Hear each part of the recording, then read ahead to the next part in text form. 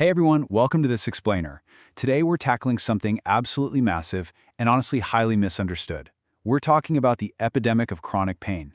We are going to be completely tossing out some outdated ideas and diving right into the surprising cutting-edge science behind why we hurt. So if you or someone you love is struggling with pain that just simply won't quit, you are definitely going to want to pay close attention.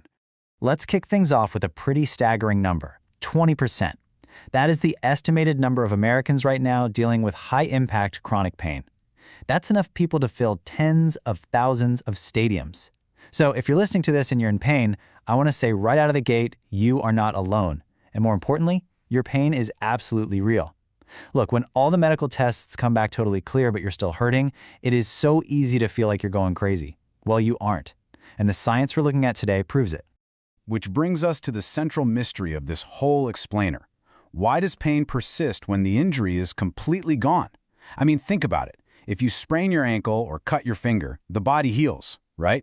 The tissues literally repair themselves. So why does the pain sometimes completely outlast the body's natural healing process, just lingering for months or even years? Well, for a really long time, the old biomedical model relied on this super simple equation. Pain always equals tissue damage.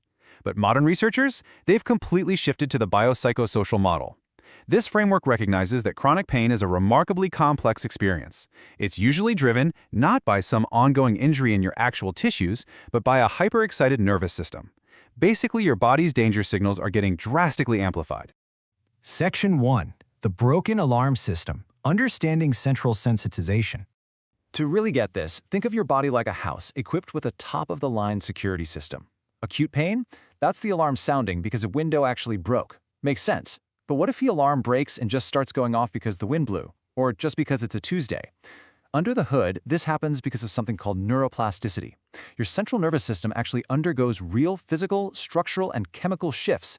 It gets primed to be permanently overly sensitive to pretty much anything. So no, it's not in your head, it is literally in your hardwiring. Let's break down how this actually feels for someone, starting with what researchers call the central sensitization trifecta. The first part is hyperalgesia.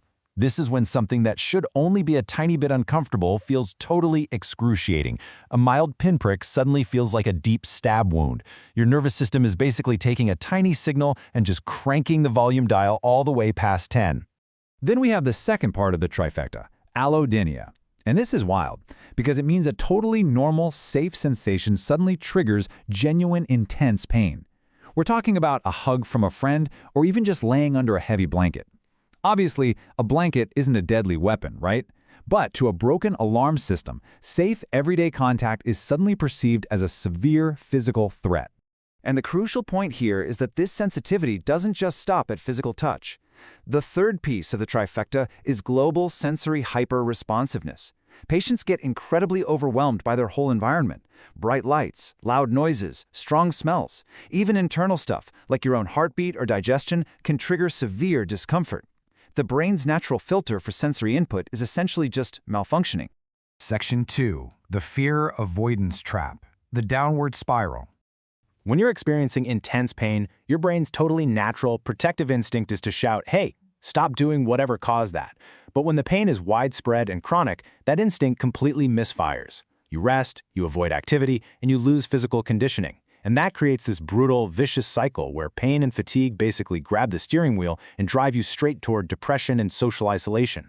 This downward spiral usually follows 4 distinct stages. First, it starts with catastrophizing. You believe that because it hurts so much, terrible bodily damage must be happening. And that triggers stage 2, a profound, completely irrational fear of movement known as kinesiophobia. So naturally, stage 3 kicks in. You avoid moving entirely, which tragically leads to the final stage, disuse. Your muscles weaken, leaving you significantly more vulnerable, and ironically, in even more pain than when you started. Section 3. The Motivation Factor. The Next Generation Model. Now, this brings us to a fascinating evolution in the science. It's all about motivation. It's about how chronic pain forces us to constantly juggle competing goals. Think about it. Do I risk a huge flare-up to go to work today, or do I stay home and risk losing my job? We have to realize these fear avoidance behaviors. They aren't a sign of mental weakness. Actually, avoiding pain is a completely normal, culturally endorsed reaction in a society that constantly tells us pain always means physical harm. But here's where we run into a major problem. That completely normal reaction often turns into what experts call misdirected problem solving. Chronic pain becomes this massive roadblock, and patients understandably pour every ounce of their energy into trying to fix it. They stubbornly hunt for a purely medical cure. A magic pill, a fancy new scan, the perfect surgery. But when you're dealing with the sensitized nervous system, that quick medical fix just doesn't exist. And the cost of this endless search is severe. As researchers point out, and this is a great quote, the goal of avoiding pain often emerges to crowd out other competing goals. When your entire life becomes a mission to find a cure, you effectively stop living. It pushes aside your career, your hobbies, your family time. The pursuit of a pain-free life, paradoxically, creates a life that is entirely defined by pain. Section 4. Rewiring brain and body, creating an upward spiral. Okay, so how do we actually break out of this downward trap? We shift gears. Because the central nervous system is plastic, the amazing news is that it can change for the better too.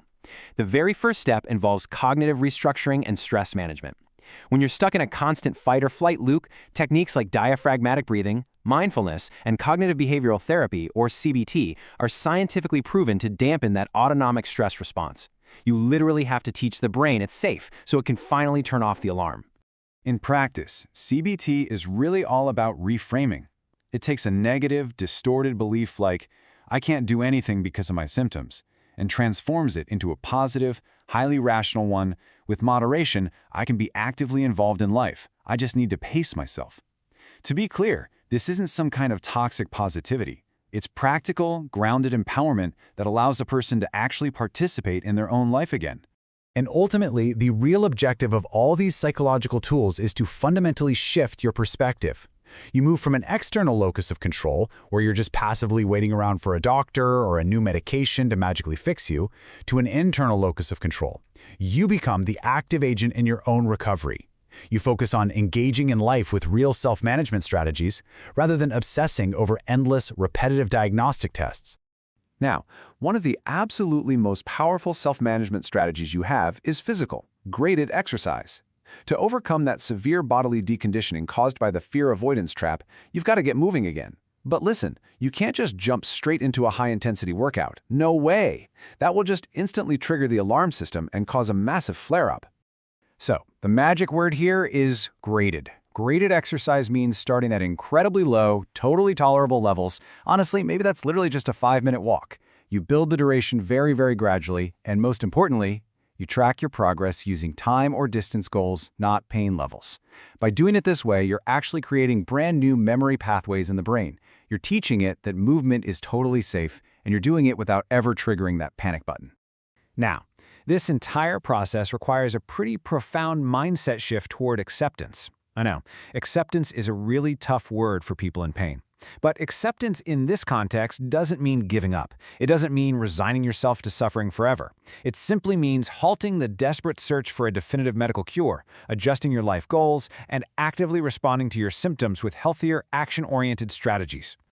I'm going to leave you with this final, somewhat provocative thought to chew on. What if your goal moving forward isn't just surviving the pain from day to day, but actively rewriting your body's alarm system entirely?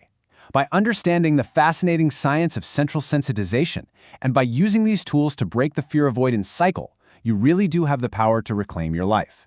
Thank you so much for joining me on this explainer, and I truly hope this knowledge empowers your journey forward.